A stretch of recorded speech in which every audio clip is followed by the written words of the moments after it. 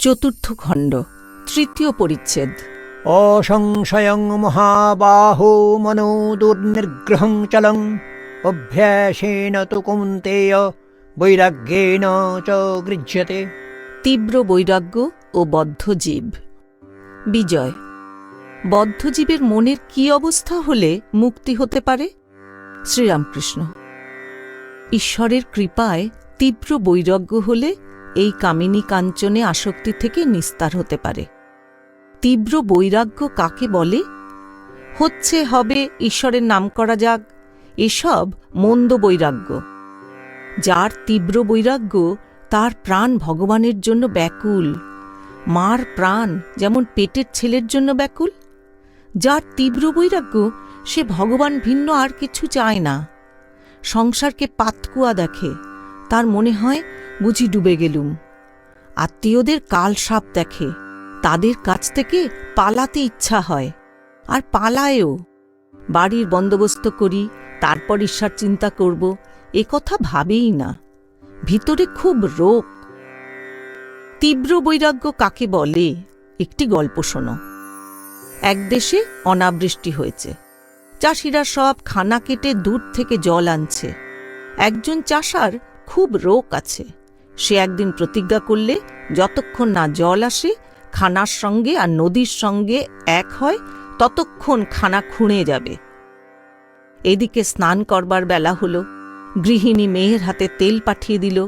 মেয়ে বলল, বাবা বেলা হয়েছে, তেল মেখে নিয়ে ফেলো। সে বললে, তুই যা, আমার এখন কাজ আছে। বেলা 2 প্রহর 1টা হল। তখনও চাষা মাঠে কাজ করছে, স্নান করার নামটি নাই। তার স্ত্রী তখন মাঠে এসে বললে, এখনো নাও নাই কেন? ভাত জুড়িয়ে গেল, তোমার যে সবই বাড়াবাড়ি। না হয় কাল করবে, কি খেয়ে দেয়েই করবে। গালাগালি দিয়ে চাষা কোদাল হাতে করে তাড়া করলে, আর বললে, তোর আক্কেল নেই? বৃষ্টি হয় নাই, চাষবাস কিছুই হল না, এবার ছেলেপুলে কি খাবে? না খেয়ে সব মারা যাবি। আমি প্রতিজ্ঞা করেছি, মাঠে আজ জল আনব, তবে নাওয়া খাওয়ার কথা কব। স্ত্রী গতিক দেখে দৌড়ে পালিয়ে গেল। চাষা সমস্ত দিন হাড় ভাঙা পরিশ্রম করে সন্ধ্যার সময় খানার সঙ্গে নদীর যোগ করে দিলে। তখন একবার বসে দেখতে লাগলো যে নদীর জল মাঠে কুলকুল করে আসছে। তার মন তখন শান্ত আর আনন্দে পূর্ণ হল। বাড়ি গিয়ে স্ত্রীকে ডেকে বললে, নে এখন তেল দে আর একটু তামাক সাজ। তারপর নিশ্চিন্ত হয়ে নিয়ে খেয়ে সুখে ভোঁস ভোঁস করে নিদ্রা যেতে লাগল। এই রোগ তীব্র বৈরাগ্যের উপমা। আর একজন চাষা, সেও মাঠে জল আনছিল। তার স্ত্রী যখন গেল আর বললে, অনেক বেলা হয়েছে, এখন এসো, এত বাড়াবাড়িতে কাজ নাই। তখন সে বেশি উচ্চবাচ্য না করে কোদাল রেখে স্ত্রীকে বললে, তুই যখন বলছিস তো চল। সকলের হাস্য। সে চাষার আর মাঠে জল আনা হল না। এটি মন্দ বৈরাগ্যের উপমা।